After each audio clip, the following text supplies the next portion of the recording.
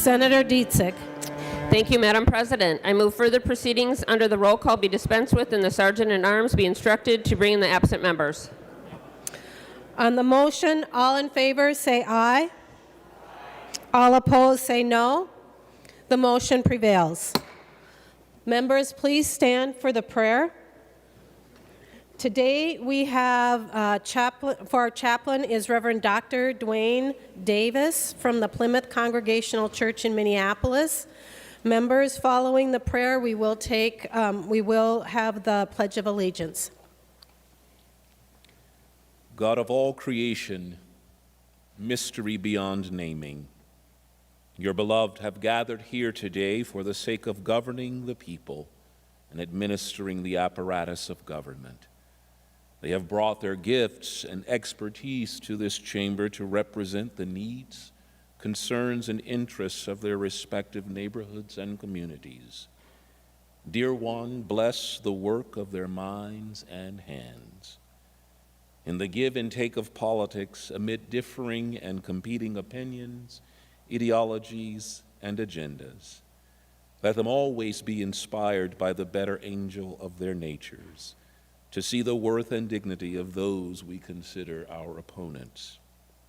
Remind us, dear one, that we are interrelated, sharing in common a good creation and a common destiny. We are inextricably bound up together. Let us reflect the light and grace with which we are fearfully and wonderfully made into a world that cries out for peace and wholeness. May our decisions and deliberations reflect our warm regard for our neighbors and disrupt the expectations of discord and divisiveness in modern politics. In your many names and many manifestations we pray. Amen.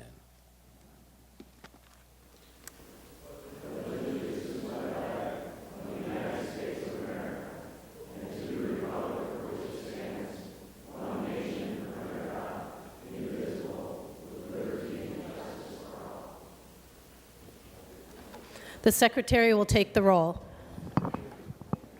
Abler, Anderson, Barr, Bolden, Carlson, Champion, Coleman, Swadzinski, Dames, Dibble, Dornick, Draheim, Drazkowski, Duckworth, Diedzik, Eichhorn, Farnsworth, Fateh, Frentz, Green, Grunhagen, Gustafson, Hoschild, Herr, Hoffman, Housley, Howe, Jasinski, Johnson, Klein, Coran, Kroon, Kunish, Kupek, Lang, Latz, Liskey, Limmer, Lucero, Mann, Marty, Matthews, Mayquaid, McEwen, Miller, Mitchell, Mohammed, Morrison, Murphy, Nelson, Umu Verbaten, Pappas, Pa, Port, Pratt, Putnam, Rarick, Rasmussen, Rest, Seeberger, Utke, Weber, Wiesenberg, Westland, Westrom, Wickland, Zhang.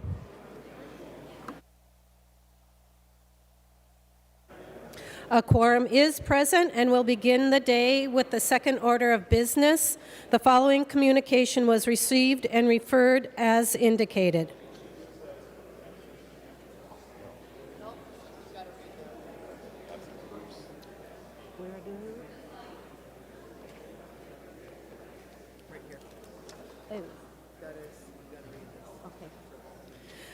Members, pursuant to Rule 14.1, the following members intend to vote under Rule 40.7. Farnsworth, Hibbing, Minnesota. Mann, Mexico City, Mexico. A quorum is present. All right. Now we will move on to the second order of business, which is the following communication was received and referred as indicated. Moving on to the third order of business, messages from the House. The Secretary will read the message. Mr. President, I have the honor to announce the passage by the House of the following House files herewith transmitted. House file numbers 5, 207, 213, and 244. Signed, Patrick D. Murphy, Chief Clerk, House of Representatives. Fourth order of business. The House files have been given their first reading and referred as indicated.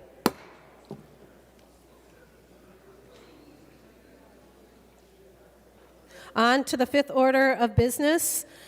Senator Dietzick.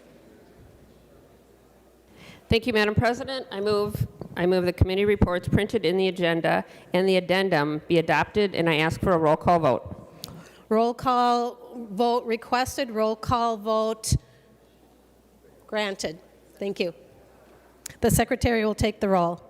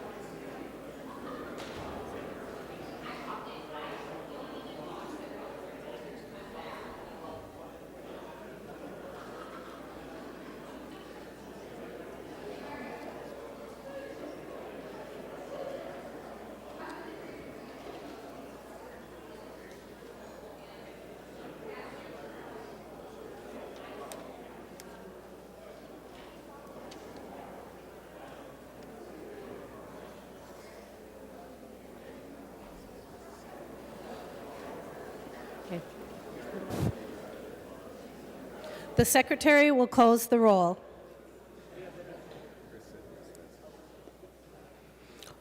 We are now on to the sixth order. Ooh, so sorry. Oh.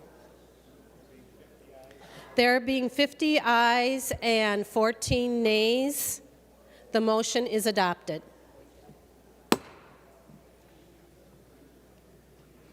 Now moving on to sixth order of business. The secretary will read the Senate file numbers 1011, 1038. Oh, I'm sorry. Go ahead. Senate Files 1011, 1038, 427, 426, 294, 406, and 148. Excuse me, 178. And Senate File 70. The Senate files have been given their second reading. Now moving on to the eighth order of business, the bills listed in today's introduction calendar are given their first reading and referred to as indicated, with the following changes. Members, changes are on pages 1. If you go down to Senate file number 1533, page 5. Oh, and it was referred to Judiciary and Public Safety. Senate file on page 5, 1567, and that was referred to Human Services. Page 7, Senate file 1593 was also referred to Human Services. Page 8, Senate file 1597 referred to Human Services. Page 9, Senate File 1610, referred to Jobs and Economic Development. Senate File number 1613 is re-referred to Jobs and Economic Development. Senate File 1616, referred to State and Local Government and Veterans. Senate File 1620, re-referred to Health and Human Services. Senate File 1624, referred to Transportation. Senate File 1632 is re-referred to State and Local Government and Veterans. Senate File number 1633, re-referred to State and Local Government and Veterans. And finally, Senate File 1637 is re-referred to Human Services.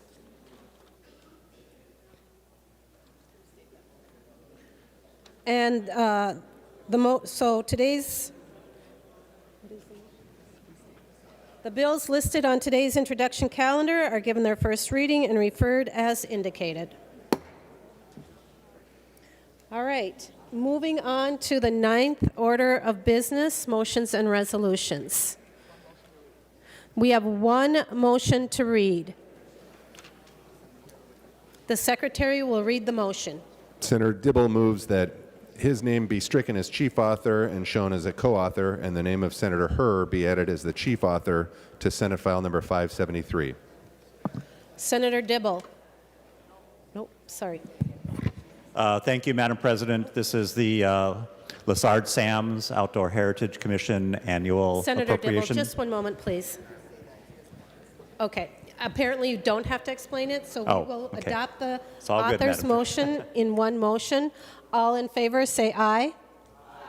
Those opposed, say no. The motion prevails. All right. One more motion? Oh, Senator McEwen.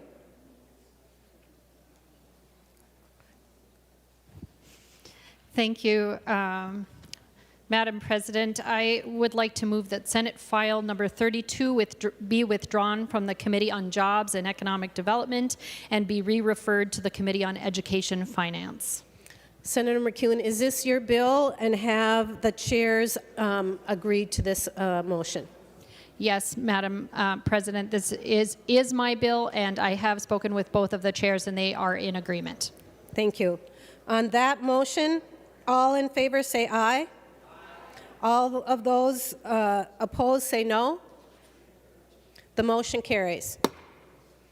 Senator May Quaid. Thank you, Madam President. I would like to motion that Senate File 1263 be withdrawn from the Committee on Taxes and be re-referred to the Committee on Human Services. This is my bill. I have talked to both chairs. Thank you, Senator May Quaid. All those in favor say aye. All opposed say no. The motion prevails. Madam President. Senator Howe. Thank you, Madam President. And I would like to move that Senate File Number 61 be withdrawn from the Committee on Finance and re-referred to the Committee on Agriculture and Rural Development. It is not my bill. I haven't talked to anyone. But the key thing is we heard, and this is your bill, Madam President, but we heard Senate File 61 in Judiciary on Friday.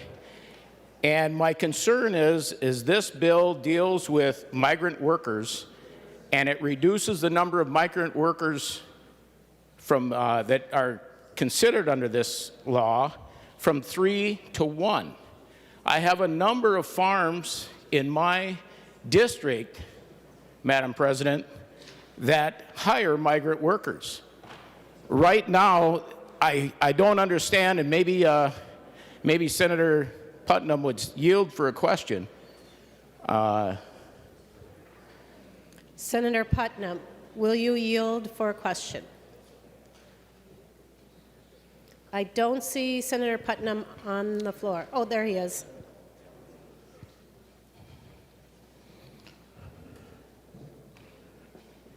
Senator Putnam, would you yield for a question from Senator Howe? Yes. Thank you, Madam President. And Senator Putnam, you're the chair of Ag and Rural Development. Can you tell me why a bill like this, Senate File 61, that deals with migrant workers, that affects small farms in my district, and I'm sure all over the state, is not going to be heard in the Agricultural Rural Development Committee? Thank you, Madam Chair and Senator Howe. This is new information to me. I'm willing to think about it. Senator Howe, have you spoken with the chief author? Are you the chief author?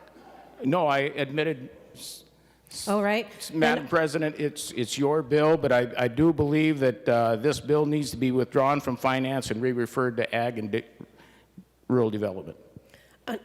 I am going to rule this out of order under Rule 4.1. 5.1. Moving on, Senator Abler. Would like to understand the ruling of the chair, and I might want to appeal it. So could you please explain why we have, if you're saying somebody can't move somebody else's bill, I did that, and we voted on it on a different bill. So we're not bringing it to the floor, we're actually moving it between committees. So if you can explain your rationale, that would be great. Certainly. Under 5.1, the last line reads, recall of a bill under this rule requires the concurrence of the chief author of the bill. Senator Howe did not have the concurrence with the chief author, and therefore it is deemed out of order. Madam President, Yes. parliamentary inquiry. Senator Westrom. Madam President, parliamentary inquiry. What would be the proper motion then Senator Howe should bring to re-refer a bill to committee if the body wants to do that?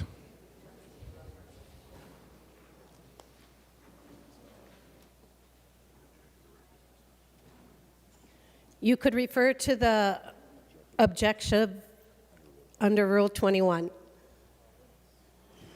Madam President, I think that's what Senator Howe was trying to do, so I would move that motion.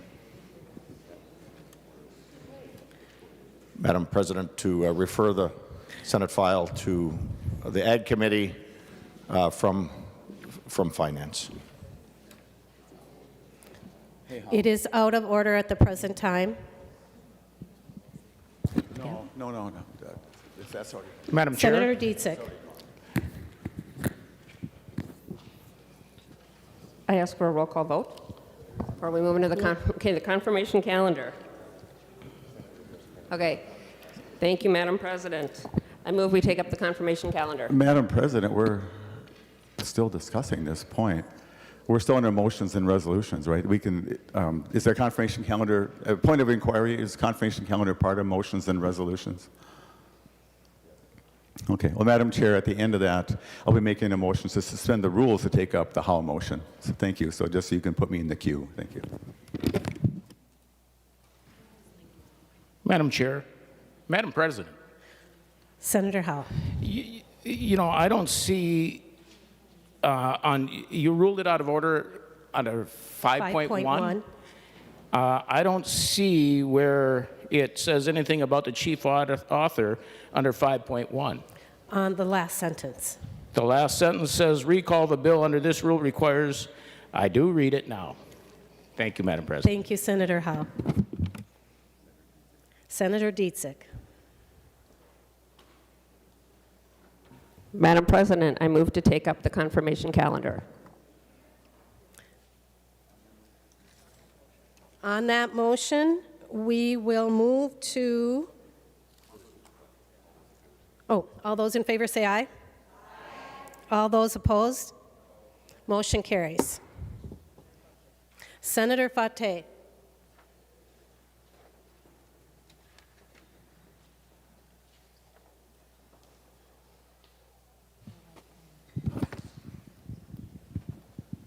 Thank you, Madam President. I move that the report from the Committee on Higher Education reported January 27, 2023, pertaining to appointments be taken off the table. On that motion, all in favor say aye. Aye. Those opposed say no. All right, Senator Fateh moved that the foregoing report now be adopted. The motion prevailed. Senator Fateh. Thank you, Madam President. I move that the foregoing report be now adopted. On that motion, all in favor say aye. Aye. Those in oppose say no. Motion prevails. Senator Fateh. Thank you, Madam President.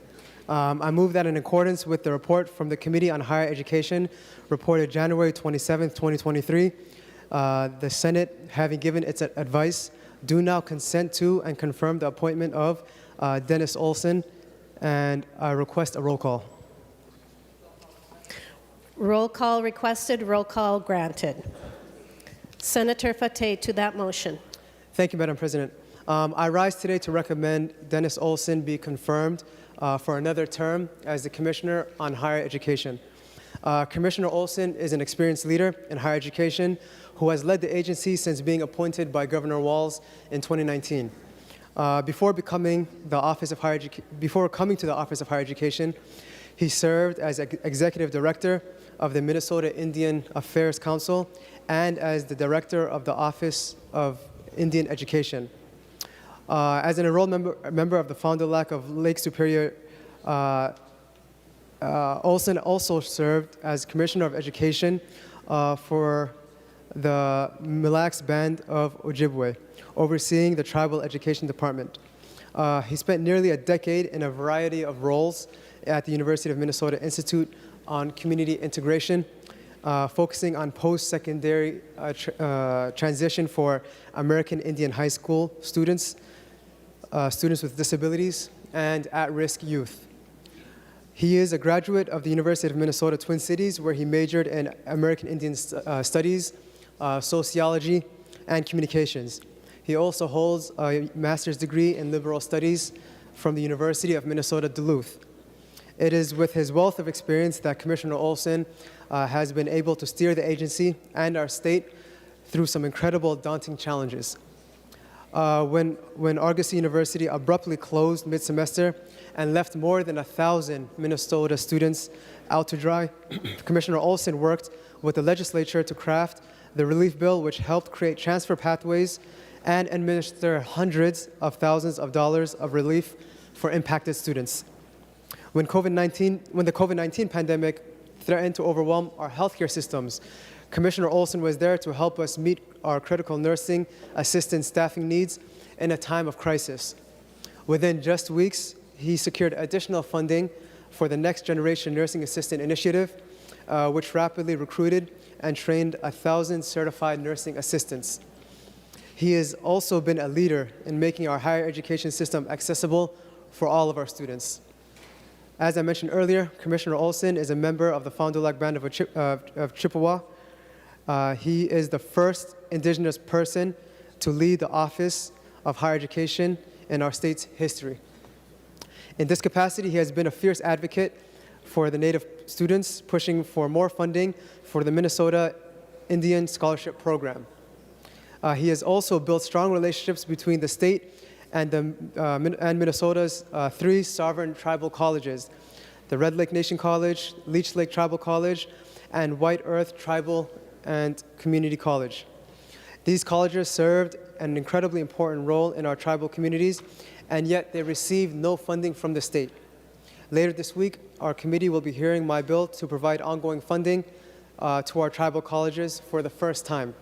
I'm incredibly excited to get this bipartisan bill passed and signed into law this year, and it is thanks in part to the advocacy and relationship building that Commissioner Olson has done that we are in position to finally get this done. Okay. Commissioner Olson has shown us that he has the unique combination of experience, skills, and passion to serve in this role.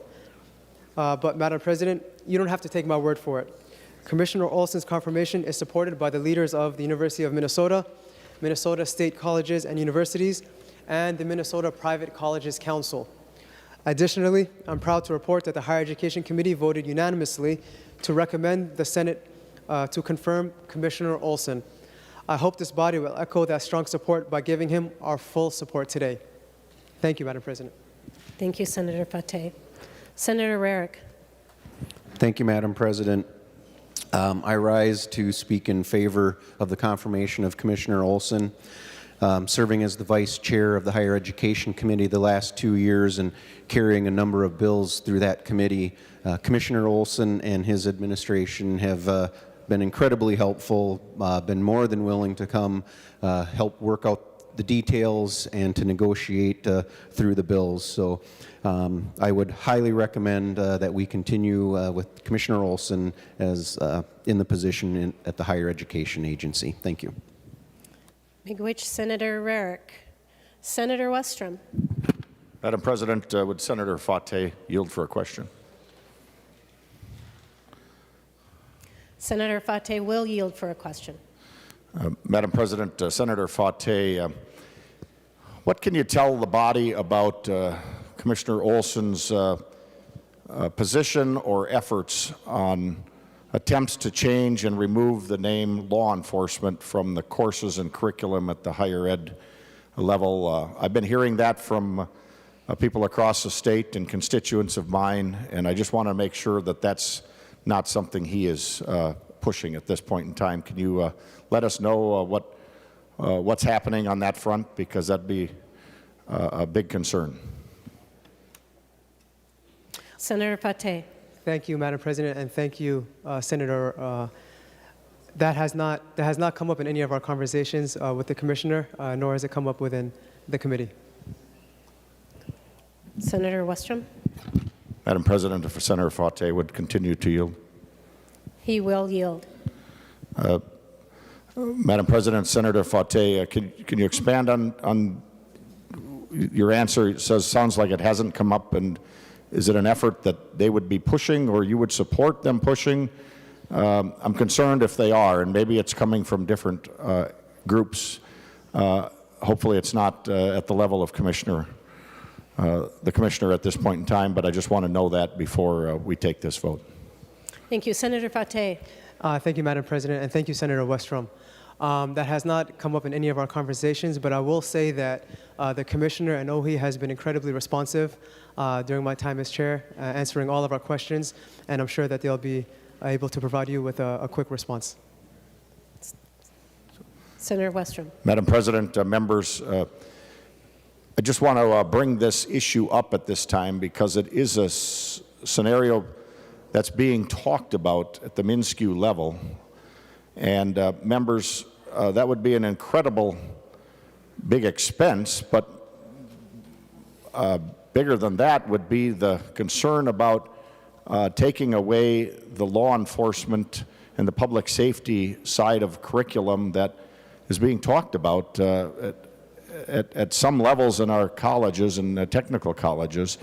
And this is where many of our law enforcement go through for their training, their skills, and to take law enforcement out of their name because of some ideology that we don't want more law enforcement is a great concern of mine. And so I raise that issue. I'm sure those involved are probably watching here, some of them today, and we need to alert Minnesotans and we need to alert senators and representatives to what's being talked about, at least by some, as I've had my ear to the ground and had people contact me about this multiple times the past 3, 4, 5 months on the campaign trail as well as after. And so, Senator Fateh, I raise that as an issue. I hope we can push back on this. No need for a change when it's been in place for decades. Why they would change the name of law enforcement would be a very troublesome path and direction and concern for our support for law enforcement and what the men and women do to keep our communities and our state safe. And so I just wanted to raise that issue for members to know. It's been on the horizon. Some of you maybe have heard it as well. And so thank you, Madam President. Senator Fateh, response. Thank you, Madam Chair and Senator Westrom. I believe his concern falls under the jurisdiction of the Minnesota State Board of Trustees, as the Commissioner doesn't directly manage MnState. And I think Senator, if you're concerned, you can reach out to the Chancellor or the Board of Trustees as well. So thank you. Thank you. Senator Fateh renews the motion to confirm the appointment of Dennis Olson to the Office of Higher Education Commissioner. Roll call has been requested. Roll call will be granted. The Secretary will take the roll.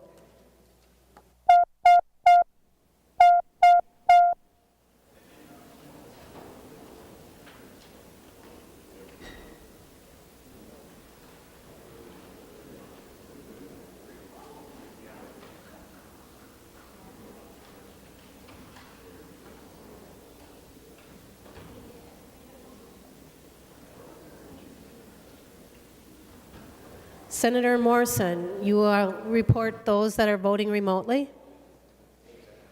Madam President, I report that Senator Mann votes aye. Senator Mann votes aye.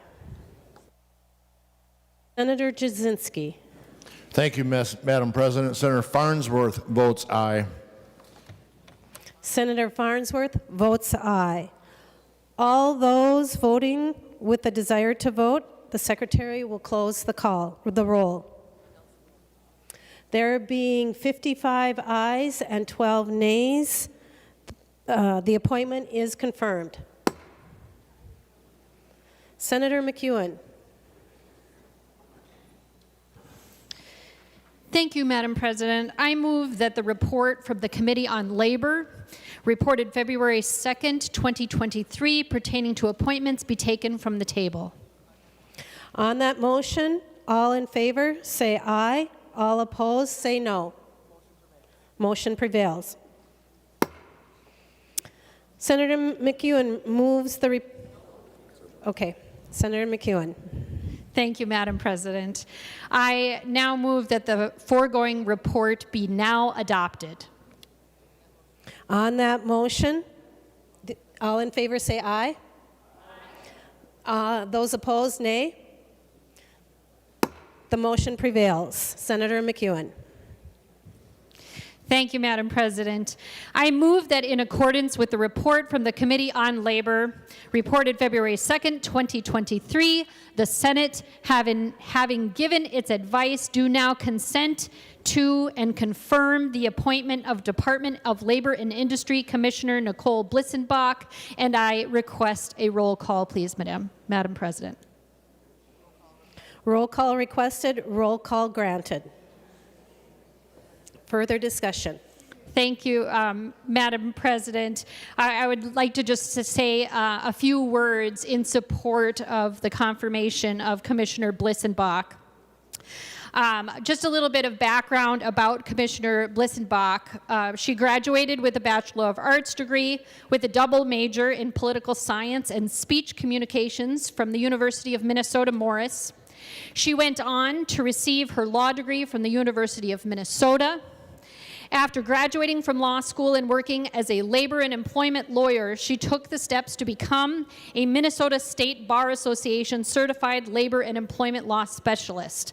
And that takes a lot. So her expertise is really there in this area. Commissioner Blissenbach has worked in many different jobs and industries throughout her life. This breadth of work exposure has provided her with real work experience directly relevant to much of the Department of Labor and Industry's work. Madam President, could I please ask the floor for some respectful listening? Thank you. Members, please take your conversation off the floor during this discussion. Thank you, Madam President. So this breadth of work experience gives her the ability to relate to workers who seek assistance from the department, as well as to understand some of the practical challenges faced by employers in different industries. Commissioner Blissenbach began her legal career in a private law firm where she practiced labor and employment law. Her work, primarily representing unions and employees, touched on many different industries, including healthcare, the building and construction trades, janitorial services, and manufacturing, to name a few. This provided her with important experience and perspective on the role of the department. Later, she moved in-house with Education Minnesota, where she served for nearly 10 years as an attorney in the legal department, representing educators and local unions around the state. Her work with Education Minnesota involved many of the statutes under the jurisdiction of the Department of Labor and Industry. In June of 2019, Commissioner Blissenbach began her time with the department as an assistant commissioner over enforcement and compliance strategies and partnerships. She later moved into the deputy commissioner position. In that role, she directed the work of labor standards, Minnesota OSHA compliance, Minnesota OSHA workplace safety consultation, the Office of General Counsel Research and Statistics, and projects and planning. She has been successfully serving in the commissioner role since August of 2022. Commissioner Blissenbach has shared that she has learned a few lessons through her experiences that she carries with her in this role as commissioner. First, strong relationships and communication are key to successful outcomes. Commissioner Blissenbach prides herself on being a consensus builder, and when that is not a possibility, she knows that the efforts made to reach compromise will help inform priorities and develop understanding. Second, she knows that turning to experts for information and input is necessary to make the best decisions.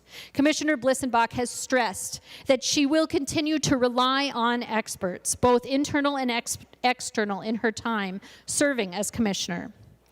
And finally, she understands that the work of the Department of Labor and Industry impacts real Minnesotans, and this is something she thinks about and carries with her every day in her role. Thus far, Commissioner Blissenbach has had a number of accomplishments in her time with the Department of Labor and Industry. Foremost, she oversaw the administration and implementation of the $500 million frontline worker pay program. By all accounts, this program was a complete success. And this was an incredible lift that was only possible because of the leadership of Commissioner Blissenbach, the immense dedication of the Department of Labor and Industry staff, and incredible coordination between state agencies and the IT vendor. Commissioner Blissenbach has also led some of the department's effective stakeholder education and outreach activities. She considers education and outreach to be one of the most important things the department does to achieve compliance with the laws it enforces. Over the last 2 years, DLI has implemented a robust WISA outreach plan to focus resources and raise awareness about nursing, mother, and pregnancy accommodation protections. Another instance of successful outreach was in response to the Wage Theft Prevention Act passed in 2019. New to her role as Assistant Commissioner, Commissioner Blissenbach jumped into this effort head first, knowing that the department needed to be present to answer questions and make sure that employers had what they needed to be successful. Since 2020, the department has hosted 46 worker webinars focused on providing timely and relevant information to workers and worker advocates. Commissioner Blissenbach has participated in all but a handful. Commissioner Blissenbach is excited to put her priorities for the department into action. That vision includes advancing the department's strategic compliance planning and initiatives, further building on the coordination with other state agencies, working collaboratively with the legislature to identify and address ways in which our laws are not meeting the needs of Minnesotans, making advances in workplace safety and health, furthering the department's diversity, equity, and inclusion initiatives, and continuing the modernization and functionality of the department's IT systems. In conclusion, Madam President, Commissioner Blissenbach is extremely well qualified and prepared for this role, and we are very, very fortunate that she is serving our state in this way. Commissioner Blissenbach values partnerships, and I know that she will continue to build those partnerships while advancing the work of the Department of Labor and Industry. So I ask you, colleagues, to join me in voting yes to confirm Nicole Blissenbach as the Commissioner of the Department of Labor and Industry, and I am honored to present this confirmation. Thank you, Madam President. Senator Dornick. Thank you, Madam President. I too stand in support of Commissioner Blissenbach's confirmation. In the short time I've had to meet her and work with her, she's been very responsive, available, and I look forward to solving the issues with her and working together in labor of industry. So, members, I too ask for a green vote. Thank you, Madam President. Further discussion?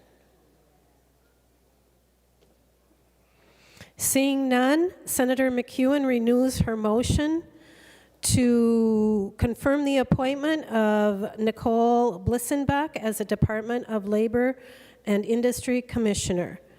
A roll call has been requested. A roll call will be granted. The secretary will take the roll.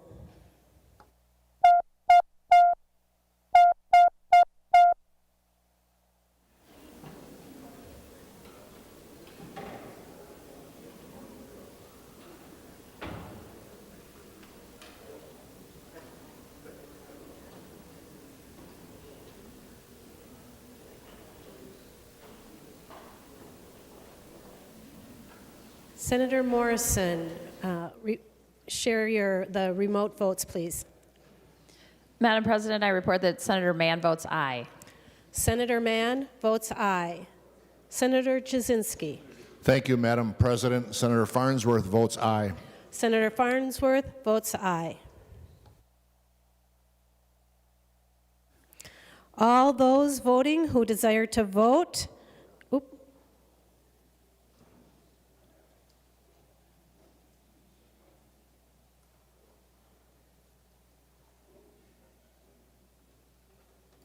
okay. All those voting who, wait a minute.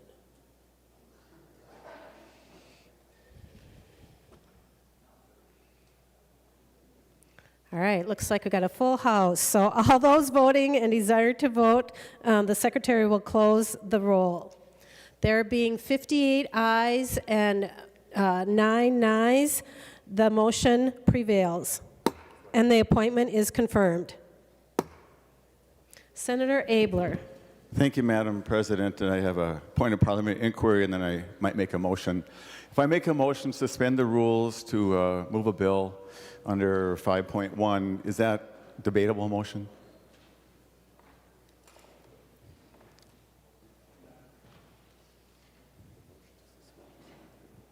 The motion to suspend is not debatable. Okay. Well, Madam Chair, I'd like to make a motion, and I'd like to have just a chance to say a sentence at the end of it, and then that will not be considered debate. It's just describing the motion if I can. So I'd like to make a motion to suspend the rules for the purpose of re-referring Senate File 61 from the Committee on Finance to the Committee on Agriculture. And Madam President, it's not my intention to actually take this to a vote, but to help people understand the rule. So maybe this could be a point of parliament inquiry, sort of a fancy one. Your ruling is correct, Madam President, that it is not allowable. I made a similar motion some weeks ago on Senate File 1, which was not objected to by anybody, so therefore was allowed to go, but it's not the custom. And so I appreciate that, but I wanted to have a chance to explain to the body what the rules are, just a point of opinion, and it's the duty of the majority to make sure bills go where they're going. It sounds like in this particular matter there's a discussion going on, which I greatly appreciate. And with that, Madam President, I withdraw my motion. Thank you. Thank you, Senator Abler. Senator Abler withdraws his motion. We are now on to the 13th order of business, announcements of Senate interest. No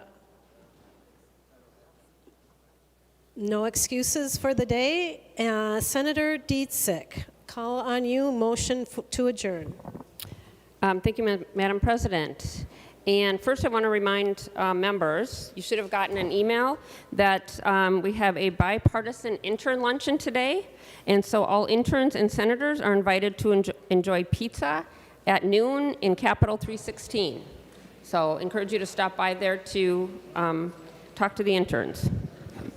And then next, members, we will meet next Thursday. This coming Thursday, we'll continue commissioner confirmations.